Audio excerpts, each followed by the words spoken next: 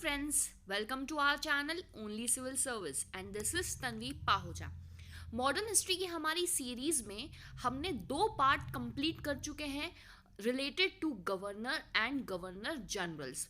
Okay, 1857 से पहले तक वो सारे गवर्नर और गवर्नर जनरल्स जो इंडिया की पॉलिटिकल एडमिनिस्ट्रेशन को रूल करते हैं, यानी कि ब्रिटिश गवर्नमेंट हमारा कॉलोनियल पावर है। ओके तो वो अपना एक रिप्रेजेंटेटिव नियुक्त करती है भारत के अंदर, जो पूरी पॉलिटिकल एडमिनिस्ट्रेशन को संभालते हैं, जिनको उन्होंने अलग अलग नाम से रिप्रेजेंट किया है, like governor, governor generals and viceroy. तो भारत में 1857 से पहले तक इन्हें गवर्नर और गवर्नर जनरल कहा जाता था, जिसके बारे में हम पहले लास्ट लेक्चर्स में पढ़ चुके हैं। लास्ट लेक्चर की लिंक मैं आपको कमेंट सेशन में डाल दूंगी। आज हम पढ़ते हैं कि 1857 के बाद किन वाइसरॉय की भारत में नियुक्ति होती है, प्लस वो भारत में रहकर क्या कार्य करते हैं। ओके तो today we are going to deal the viceroy that were in India and their works done. Okay तो 1857 में सबसे पहला वॉइसरॉय जो भारत में नियुक्त किया जाता है वो होते हैं Lord Canning. Okay Lord Canning के समय पर इंडियन काउंसिल एक्ट 1861 पास किया गया। इसके साथ साथ बहुत ज़्यादा इंपॉर्टेंट चीज़ जो उसमें हुई है, that is transfer of powers from East India Company to British crown, यानी कि गवर्नमेंट ऑफ इंडिया एक्ट 1858 भी इसमें पास किया गया था। 1857 में भारत में एक रिवॉल्ट हुआ था, रिवॉल्ट ऑफ 1857। काफ़ी बड़ा रिवॉल्ट था वो, जिसमें ब्रिटिश गवर्नमेंट को ये समझ में आता है कि East India Company is not capable to run the administration of India, hence the powers were transferred from East India Company to British Crown। और ये किसके एक्ट के थ्रू किया गया था? By government of India act 1858। इसी दौरान white mutiny भी हुई थी। 1859 में वाइट म्यूटिनी होती है, जो कि लॉर्ड कैनिंग के कार्यकाल में ही होती है। अब ये वाइट म्यूटिनी होती क्या है? देखिए, हमने अभी देखा कि ट्रांसफर ऑफ पावर्स हो जाते हैं जो कि पहले ईस्ट इंडिया कंपनी के पास थे, अब वो पावर्स ब्रिटिश क्राउन को दिए जाते हैं। ठीक है, तो वो सारे European troops employed under country resented the transfer of queen. Okay वो सारे यूरोपियन ट्रूप्स जो कंपनी के अंदर काम कर रहे होते हैं, वो ट्रांसफर ऑफ क्यून के लिए रिसेंट करते हैं, रोक लगाते हैं, मना करते हैं, वो एग्री नहीं होते। तो ऐसा क्या कारण था? देखिए, पहले क्या होता था, ईस्ट इंडिया कंपनी के अंदर इनको भट्टा मिलता था काम करने का, यूरोपियन ट्रूप्स को भट्टा प्रोवाइड किया जाता था। जैसे ही पावर ट्रांसफर हो गए, वैसे ही ये भट्टा रोक दिया गया। तो ऑब्वियस सी बात है कि जो वाइट यूरोपियंस थे उन्होंने रिसेंट किया, एक म्यूटिनी करी इनके अगेंस्ट। ठीक है, क्योंकि वो चाहते थे कि हमारी पोजीशन जो है, जो हमारे अलाउंसेस हैं, वो बरकरार रहें, क्योंकि इनके खर्चे नहीं उठ पाएंगे नहीं तो इसलिए उन्होंने डिमांड करी कि या तो आप हमारा भट्टा को कंटिन्यू करें, ठीक है, नहीं तो हमें सभी लोगों को घर जाने दे, फ्री और क्लियर रिलीज कर दे हमको। और man opted to return home, और उन्होंने आखिर में ऑप्ट किया कि चलिए अब हमें घर छोड़ दीजिए, क्योंकि आप हमें भट्टा प्रोवाइड नहीं कर रहे। भट्टा प्रोवाइड क्यों नहीं कर पा रहे थे वो? क्योंकि अब ईस्ट इंडिया कंपनी भट्टा प्रोवाइड करती थी पहले, अब ब्रिटिश क्राउन के पास पावर चले गए और ब्रिटिश क्राउन मंजूरी नहीं देती भट्टा प्रोवाइड करने की। देखिए, पहले क्या सिचुएशन थी, 2 आर्मी हुआ करती थी, एक आर्मी होती थी क्यून के अंडर और एक आर्मी होती थी और ईस्ट इंडिया कंपनी के अंदर। और भट्टा क्या था? एक एक्स्ट्रा अलाउंसेस था जो लोगों के, यूरोपियन ट्रूप्स के एक्स्ट्रा खर्चों को पूरा करता था। तो इसके विरोध में वाइट म्यूटिनी की गई। ओके उसके बाद आते हैं लॉर्ड एल्जिन। 1862 से 1863, यानी कि मात्र 1 साल का इनका कार्यकाल होता है। इस समय पर वहाबी मूवमेंट चालू किया गया। जब हम सोशो रिलीजियस मूवमेंट की लेक्चर सीरीज डालेंगे तो वहाँ पर आपको क्लियरली समझ में आ जाएगा कि वहाबी मूवमेंट क्या था। ओके अभी हम वॉइसरॉय के बारे में पढ़ रहे हैं। उसके बाद आते हैं third, Lord John Lawrence. Lord Lawrence का कार्यकाल था 1864 से 69 का। इस समय पे बहुत ही खतरनाक भूटान का वॉर हुआ 1865 में। Along with this The high courts were set up during the period of John Lawrence at Calcutta, Bombay and Madras 1865 में. इसके अलावा सबमरीन टेलीग्राफी सिस्टम डेवलप किया गया इंडिया और यूरोप के बीच में, जिसके थ्रू अब सबमरीन के थ्रू कम्युनिकेशन बिल्ड किया गया है इंडियन और यूरोप कंट्रीज के बीच में. इसके साथ साथ पॉलिसी ऑफ मास्टरली इनएक्टिविटी उपयोग की जाती थी बाय सर जॉन लॉरेंस, यानी कि शांति का, पीस की एक उनकी पॉलिसी थी, लड़ाई झगड़े में ये बिलीव नहीं करते थे. ओके, इसके बाद हमें देखना है लॉर्ड मेयो. लॉर्ड मेयो का टाइम था 1869 से 72 तक का. इनके समय पर दो बड़े बड़े कॉलेजेस इंडिया में ओपन हुए. एक था राजकोट कॉलेज और एक था Mayo college. Rajkot college was set up in Kathiawar and Mayo College was set up in Ajmer. The basically building of this college was for political training of Indian princes. Okay? एक important चीज़ जो हमें ध्यान रखनी है Lord Mayo के कार्यकाल में कि स्टेटिस्टिकल सर्वे ऑफ इंडिया बनाया गया. ठीक है, एक ऑर्गेनाइजेशन बनाई गई जिसका काम था भारत की वो सारे स्टेटिस्टिकल सर्वे करना. और इसी समय में भारत का पहला सेंसस भी हुआ. सेंसस समझते हैं आप, भारत में पूरी पॉपुलेशन की गिनती करना. तो भारत में पहला सेंसस कब हुआ था? 1871 में, वो भी लॉर्ड मेयो ने करवाया था. ओके, इन्होंने स्टेटिस्टिकल सर्वे ऑफ इंडिया का फॉर्मेशन करवाया था. इसके बाद देखते हैं इनके और भी कुछ काम है, like Indian Evidence Act 1872 pass किया गया. और इसके अलावा there was introduction of state railways. Okay, इसके बाद आते हैं लॉर्ड नॉर्थ बुक. 1872 से 1876 तक का इनका कार्यकाल होता है. इनके समय पर प्रिंस ऑफ वेल्स जो रहते हैं वो भारत में यात्रा पे आते हैं, विजिट करते हैं 1876 में. ओके, इसके अलावा इंपॉर्टेंट चीज़ जो इनके टाइम पे हुई थी that was deposition of Gaikwad's of Baroda. Baroda में जो गायकवाड्स थे उन्होंने डिपॉजिट कर दिया अपने आप को ब्रिटिश एम्पायर में इन 1875. Along with this, establishment of Indian Meteorological Department was done during the time frame of Lord Northbrook. Okay? अब हम देखते हैं लॉर्ड लिटन. इनके समय पर काफ़ी इंपॉर्टेंट चीज़ें हुई थी, हमें बिल्कुल ध्यान रखनी है. लॉर्ड लिटन के समय पर एक एक्ट पास हुआ था जो काफ़ी फेमस एक्ट रहा है, रॉयल टाइटल्स एक्ट. 1876 में रॉयल टाइटल एक्ट पास किया गया जब लॉर्ड लिटन यहाँ पर वॉइसरॉय हुआ करते थे. मेन प्रोविजन क्या था इसका, जो क्वीन विक्टोरिया थी यानी कि इंग्लैंड की क्वीन थी, उनको एक टाइटल दिया जाता है केसर ए हिंद का. That means queen empress of India. अब इस बात का सेलिब्रेशन करने के लिए दिल्ली में एक ग्रैंड सेलिब्रेशन किया जाता है. काफ़ी ज़्यादा खर्चा किया जाता है उसमें, जिसे दिल्ली दरबार कहा जाता है. अब ध्यान रखने वाली बात यहाँ है कि देखिए ब्रिटिश गवर्नमेंट उस समय पर इतना सेलिब्रेशन कर रही थी जब भारत में ग्रेट फैमाइन आया हुआ था, भूखमरी आई थी साउथ इंडिया के एरिया में.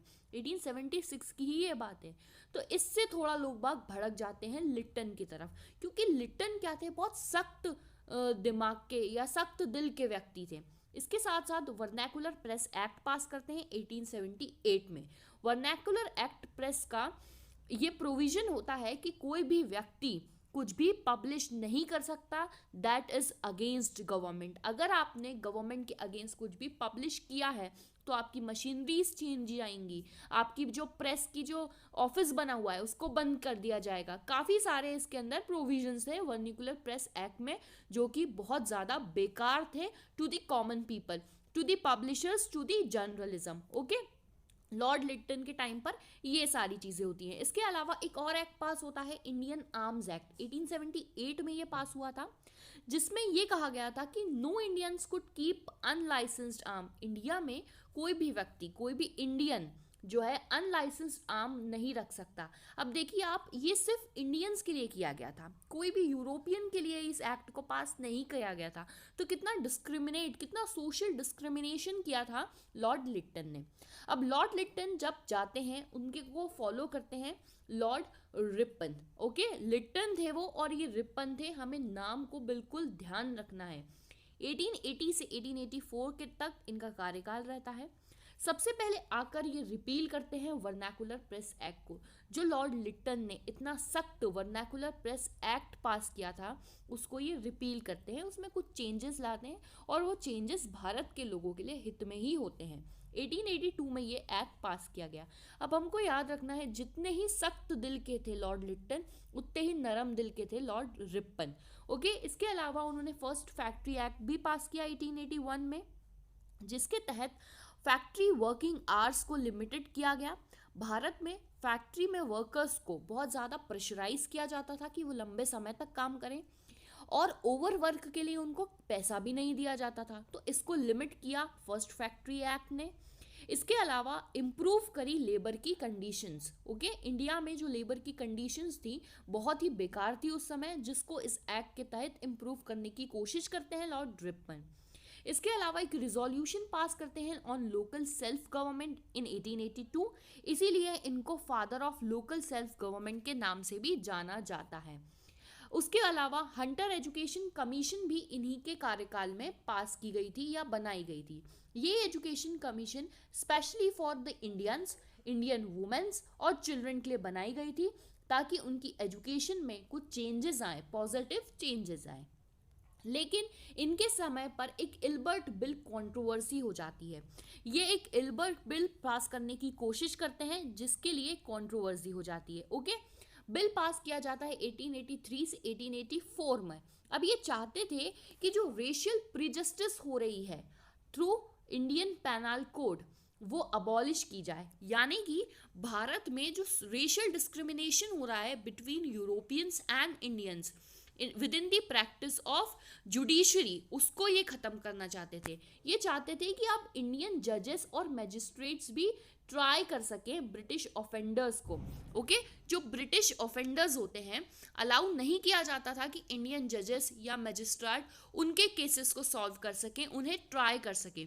तो इल्बर्ट बिल पास करना चाहते थे, लेकिन ब्रिटिश गवर्नमेंट जो है, जो इनकी हेड रहती है, वो अपोज करती है और विड्रॉ करती है कि इल्बर्ट बिल आपने पास कर दिया, आप इंडियंस के साइड हो या ब्रिटिश गवर्नमेंट के साइड हो। तो ये एक कॉन्ट्रोवर्सी हो जाती है लॉर्ड रिपन के समय पर। अब लॉर्ड रिपन के बाद इनको सक्सीड करते हैं लॉर्ड डफरिन।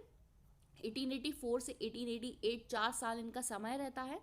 इसी बीच बहुत ही इंपॉर्टेंट चीज़ का एस्टैब्लिशमेंट हुआ था, बहुत ही इंपॉर्टेंट ऑर्गेनाइजेशन बनी थी, that is Indian National Congress. कभी कभी फैक्चुअल क्वेश्चन में डायरेक्टली पूछ लिया जाता है कि Indian National Congress was formed during the time period of which viceroy, then you should remember it was Lord Dufferin.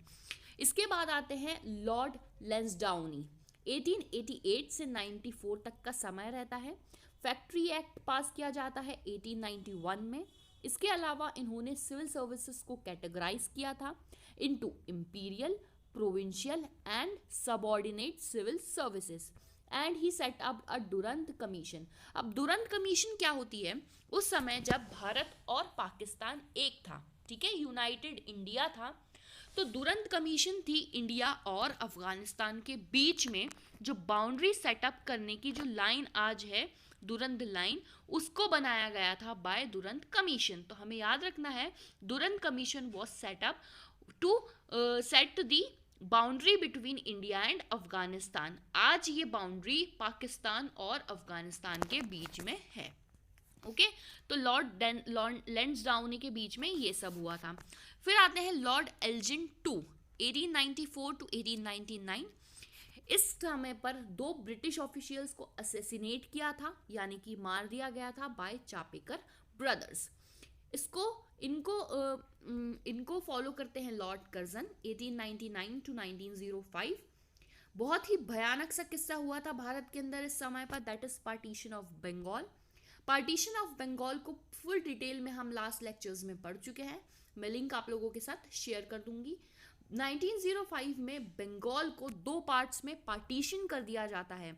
British sentiments को, ठीक है, नेशनलिज्म को डायरेक्ट अटैक कर दिया जाता है बाय पार्टीशन ऑफ बंगाल। इसके अलावा कलकत्ता कॉरपोरेशन एक्ट पास किया जाता है 1899 में। इसके प्रोविजन होते हैं to reduce number of elected legislature to deprive Indians from self governments. Okay, elected legislatures को इंडियंस को हटाना वहाँ से, ओके, सेल्फ गवर्नमेंट से इंडियन के नंबर्स को डिक्रीज करना। इसके अलावा अपॉइंटमेंट ऑफ यूनिवर्सिटी कमीशन 1902, जिसके बनने पर एक इंडियन यूनिवर्सिटी एक्ट भी पास हुआ था, ताकि जो इंडिया में यूनिवर्सिटीज़ हैं उनको रेगुलेट करने के लिए एक कमीशन हो और वो उनके लिए प्रोविजंस पास करे। ये लॉर्ड कर्जन का समय था। इसके अलावा लॉर्ड कर्जन ने एक पुलिस कमीशन बनाई थी ताकि सारे पुलिस एडमिनिस्ट्रेशन को रिव्यू करा जाए। और एशियंट मॉन्यूमेंट प्रिजर्वेशन एक्ट पास हुआ था 1904 में, जो लॉर्ड इसके अलावा लॉर्ड कर्जन के टाइम पर एशियंट मॉन्यूमेंट प्रिजर्वेशन एक्ट भी पास हुआ था, जो 1904 में हुआ था। ओके, इन्हें सक्सीड करते हैं लॉर्ड मिंटो सेकेंड। 1905 से 1910 तक इनका टाइम पीरियड होता है। अब इनके समय पर एस्टैब्लिशमेंट होती है मुस्लिम लीग की। हमें याद रखना है, मुस्लिम लीग की एस्टैब्लिश 1906 में होती है और आगा खान नाम के व्यक्ति मुस्लिम लीग को बनाते हैं। मुस्लिम लीग का आगे फ्रीडम स्ट्रगल में क्या सिग्निफिकेंस है, किस तरीके से वो पार्टिसिपेट करती है, हम लास्ट कुछ लेक्चर्स में डील कर चुके हैं। इसके बाद इनके समय पर होता है सूरत का स्प्लिट, यानी कि इंडियन नेशनल कांग्रेस और इंडियन नेशनल कांग्रेस के अंदर हमने दो लोग देखे थे, एक थे एक्सट्रीमिस्ट और एक थे मॉडरेट्स। ठीक है, इंडियन नेशनल कांग्रेस में दो आइडियोलॉजीज उभर कर आई थी, नरम दलीय और एक्सट्रीमिस्ट जो थे वो बहुत ज़्यादा एक्सट्रीम आइडियोलॉजी रखते थे, राइट। जब इन दोनों की आइडियोलॉजीज क्लैश हुई तो सूरत में स्प्लिट हो गया इंडियन नेशनल कांग्रेस के अंदर, मॉडरेट्स अलग हो गए और एक्सट्रीमिस्ट अलग हो गए। ये 1907 का इंसिडेंट है जो लॉर्ड मिंटो 2 के टाइम पर हुआ था।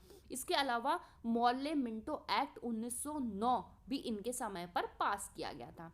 इसके बाद आते हैं लॉर्ड हार्डिंज 2, 1910 से 1916 तक। इनके समय पर ट्रांसफ़र किया जाता है पावर को, ट्रांसफ़र किया जाता है भारत की कैपिटल को from Calcutta to Delhi. Okay, 1911 के पहले भारत की कैपिटल माना जाता था कलकत्ता को, इसके बाद दिल्ली में ट्रांसफ़र कर दिया गया।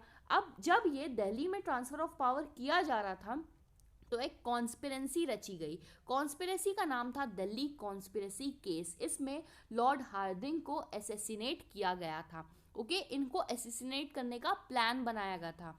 जब हम रिवॉल्यूशनरी टेररिज्म यानी कि रिवॉल्यूशनरी एक्टिविटीज़ पढ़ रहे थे तो हमने दिल्ली कॉन्स्पिरेसी केस 1912 को बहुत डीपली पढ़ा था। कौन वो व्यक्ति थे, कौन वो रिवॉल्यूशनरीज थे जो दिल्ली कॉन्स्पिरेसी केस से जुड़े हुए थे, ये आप लोगों को कमेंट सेशन में मुझे बताना है। इसके अलावा दिल्ली दरबार हुआ था 1911 में, ये भी एक ग्रैंड सेलिब्रेशन था। Establishment of Hindu Mahasabha 1950 by Madan Mohan Malaviya, this was done during Lord Hardinge 2। Along with this, इसके बाद इन्हें सक्सीड करते हैं लॉर्ड चेम्सफोर्ड। ओके, 1960 से 1921 का इनका टाइम पीरियड रहता है। इस समय पर काफ़ी ज़्यादा इंपॉर्टेंट चीज़ें हुई हैं। Formation of home rule league by Annie Besant and Tilak 1916। हमने अभी देखा कि सूरत के स्प्लिट में जो मॉडरेट्स और एक्सट्रीमिस्ट अलग हो गए इंडियन नेशनल कांग्रेस के अंदर, वो लखनऊ सेशन में जाकर वापस मिल जाते हैं। लखनऊ में एक पैक्ट होता है बिटवीन मॉडरेट्स एंड एक्सट्रीमिस्ट। 1916 की ये बात थी जहां पर एक्सट्रीमिस्ट और मॉडरेट्स मिल जाते हैं। तो हमें ये याद रखना है कि ये किसके समय पर हुआ था, लॉर्ड चेम्सफोर्ड के समय पे हुआ था। 1915 में गांधी जी की एंट्री हो जाती है भारत में। उसके बाद वो चंपारण, खेड़ा और अहमदाबाद मिल स्ट्राइक टाइप की सत्याग्रह में इन्वॉल्व होते हैं। गवर्नमेंट ऑफ इंडिया एक्ट पास किया जाता है 1919 में। हमने देखा कि ब्रिटिश गवर्नमेंट ने रॉलेट एक्ट पास किया। रॉलेट एक्ट क्या था कि पॉलिटिकल प्रिजनर्स को अब अरेस्ट किया जाएगा, डिटेन किया जाएगा विदाउट ट्रायल। तो खतरनाक एक्ट था ये। रॉलेट एक्ट 1919 में पास हुआ। इसके खिलाफ काफ़ी ज़्यादा प्रोटेस्ट भी देखने को मिला हमें भारत में। और इसी दौरान एक बहुत बड़ा किस्सा भारत में देखने को मिलता है, that was Jallianwala Bagh massacre 1990। इन सारी गतिविधियों के विरोध में एक एक्ट हमने पास किया, मूवमेंट हमने पास किया जिसका नाम था नॉन कॉपरेशन मूवमेंट एंड खिलाफत मूवमेंट। इसके अलावा वुमेन यूनिवर्सिटी भी फाउंड की गई थी पूना में 1916 में, और सैडलर कमीशन को बनाया गया था जो एजुकेशन रिफॉर्म्स लाएगा, एजुकेशन पॉलिसीज को रिफॉर्म करेगा इंडिया के अंदर। इनके बाद आते हैं लॉर्ड रीडिंग। लॉर्ड रीडिंग का टाइम पीरियड रहता है 1921 से 1926। इसी दौरान होता है चौरी चौरा मूवमेंट। हमने देखा था नॉन कॉपरेशन मूवमेंट जब चल रहा था तो उसमें एक वायलेंट एक्टिविटी हो जाती है चौरी चौरा नाम की जगह पर, जिसकी वजह से विथड्रॉ कर देते हैं Gandhi ji non cooperation movement को। तो ये किसके समय पे हुआ था? लॉर्ड रीडिंग के समय पे। मोपिला रिबेलियन हुआ था जो कि कर्नाटका में हुआ था।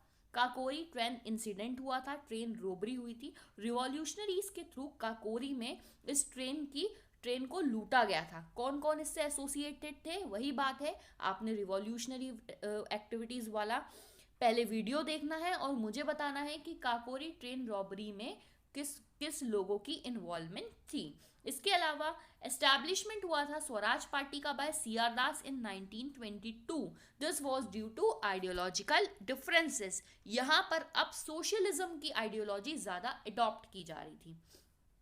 इनके बाद आते हैं लॉर्ड इरविन 1926 से 1931 तक। इस बीच ऑल पार्टी कॉन्फ्रेंस होती है एक लखनऊ में, जिसमें नेहरू रिपोर्ट पेश की जाती है। अब नेहरू रिपोर्ट में ही बात की जाती है डोमिनियन स्टेटस की, जो किसको नहीं जमती? जवाहरलाल नेहरू और सुभाष चंद्र बोस को। ये हम पढ़ चुके हैं। ओके, इसके साथ एक इम्पॉर्टेंट, नहीं कहेंगे हम इस बात को, लेकिन एक खतरनाक इवेंट हुआ था। सॉन्डर का मर्डर कर दिया गया था। बॉम्ब ब्लास्ट हुआ था असेंबली में, यानी कि रिवॉल्यूशनरी एक्टिविटीज हुई थी भारत के अंदर। लाहौर सेशन हुआ था जिसमें हमने 1929 में पूर्ण स्वराज की डिमांड करी थी। पहली बार जब हमने कंप्लीट इंडिपेंडेंस की डिमांड करी थी तो वो लाहौर सेशन में की थी। किसके समय पे की थी? लॉर्ड इरविन के समय पे की थी।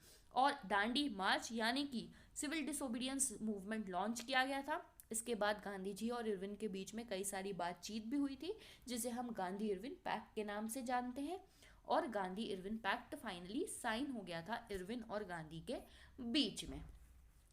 इसके बाद आते हैं लॉर्ड विलिंगडन। लॉर्ड विलिंगडन का टाइम पीरियड रहता है 1931 टू 36। इनके कार्यकाल में सेकेंड राउंड टेबल कॉन्फ्रेंस की जाती है। आप जानते होंगे भारत के और यूरोपियन यानी कि ब्रिटिश गवर्नमेंट के बीच में 3 राउंड टेबल कॉन्फ्रेंस प्लान की गई थी, और सेकेंड राउंड टेबल कॉन्फ्रेंस ही एकमात्र कॉन्फ्रेंस थी जिसको इंडियन नेशनल कांग्रेस ने अटेंड किया था। ओके, तो सेकेंड राउंड टेबल कॉन्फ्रेंस होती है विलिंगडन के टाइम पे। इसके साथ साथ जब सेकेंड राउंड टेबल कॉन्फ्रेंस में कोई भी सोल्यूशन नहीं निकलता, कोई भी रिजल्ट नहीं निकलता, तो गांधी जी भारत आकर वापस रिज्यूम यानी कि रीस्टार्ट कर देते हैं सिविल डिसोबीडियंस मूवमेंट को। कम्युनल अवार्ड भारत में पेश किया गया था इसी टाइम पर, यानी कि रिजर्वेशन देने की बात की गई थी। किसको? हरिजन्स को। Okay, schedule caste schedule tribes के लोगों को कम्युनल अवार्ड देने की बात की गई थी, जो गांधी जी को बिल्कुल भी अच्छी नहीं लगती है। गांधी जी इसके लिए, इसके विरोध में हड़ताल पर बैठ जाते हैं, भूख हड़ताल पर अप टू डेथ वाली। तो बातचीत की जाती है गांधी जी और बी आर अम्बेडकर के बीच में, और एक पैक्ट साइन किया जाता है, पूना पैक्ट कहते हैं इसको। गवर्नमेंट ऑफ इंडिया एक्ट 1931 भी इस दौरान पास किया गया, और ऑल इंडिया किसान सभा 1936 में एस्टैब्लिश हुई। इसके अलावा कांग्रेस सोशलिस्ट पार्टी, जो कि आचार्य नारायण देव और जयप्रकाश नारायण ने 1934 में बनाई थी। लॉर्ड लिलिंग को इनको सक्सीड करते हैं। 1936 टू 44 का इनका टाइम पीरियड रहता है। लॉर्ड लिलिंगको के समय पर पहला जनरल इलेक्शन भारत में किया जाता है। सुभाष चंद्र बोस के द्वारा फॉरवर्ड ब्लॉक का फॉर्मेशन होता है 1939 में। ब्रिटिश गवर्नमेंट भारत की पॉलिटिकल सिचुएशन को सॉल्व करने के लिए इसी दौरान एक अगस्त ऑफर भारत में पेश की जाती है 1940 में, जिसको एक्सेप्ट नहीं किया जाता। इलेक्शंस होते हैं इंग्लैंड में, जिसमें विंस्टन चर्चिल प्राइम मिनिस्टर बन जाते हैं इंग्लैंड के। इंडियन नेशनल आर्मी का ऑर्गेनाइजेशन भी लॉर्ड लिलिंगतो के टाइम पीरियड में ही हुआ। इसके अलावा क्रिप्स प्रपोजल पास किया जाता है 1942 में, और फाइनली क्विट इंडिया रिजोल्यूशन भी इसी समय पास किया जाता है, यानी कि भारत छोड़ो आंदोलन का रिजोल्यूशन भी पास कर दिया गया था। इनको सक्सीड करते हैं लॉर्ड वेवल। वेवल 44 से 47 तक भारत में वॉइस रॉय नियुक्त किए जाते हैं। इनके टाइम पीरियड के दौरान सी राजगोपालाचारी फॉर्मूला आता है।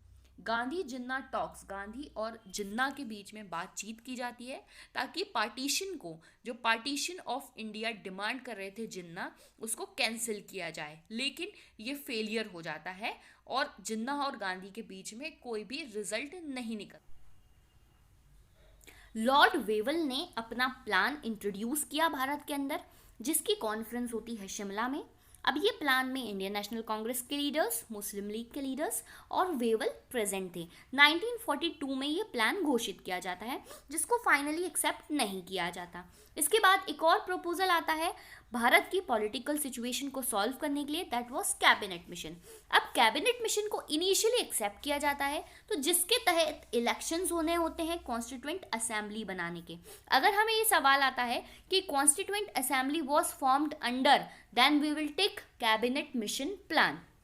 ठीक है, तो इलेक्शंस होते हैं कॉन्स्टिट्यूएंट असेंबली के, जिसको हालांकि बाद में मुस्लिम लीग बॉयकॉट करती है, और ऑर्गेनाइजेशन जब इफेक्टिवली नहीं चल पाती तो कैबिनेट मिशन प्लान को भी रिजेक्ट किया जाता है। ओके, इंटरिम गवर्नमेंट भी बनाई जाती है 46 में।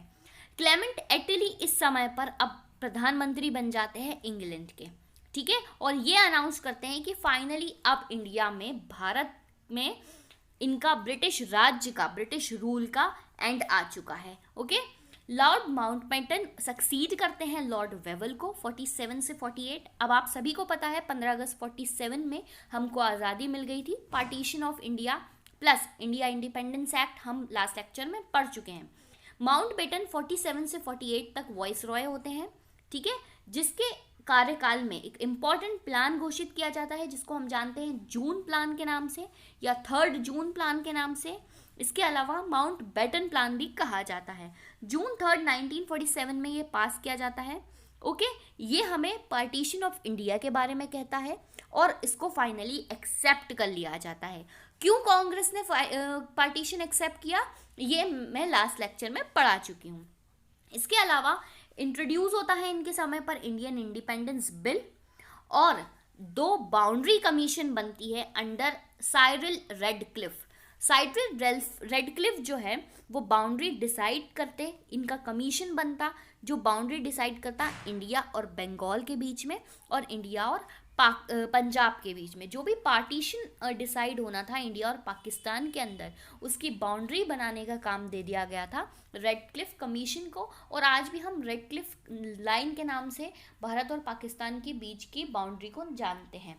ठीक है, हालांकि इसको एक्सेप्ट करने के लिए भी कुछ इसके मुद्दे हैं जो एक्सेप्ट नहीं किया गया, उन बातों पे हमें नहीं जाना है। तो ये था लॉर्ड माउंटबेटन, यानी कि last voice Roy of India, Bharat के आखिरी वॉइस रॉय।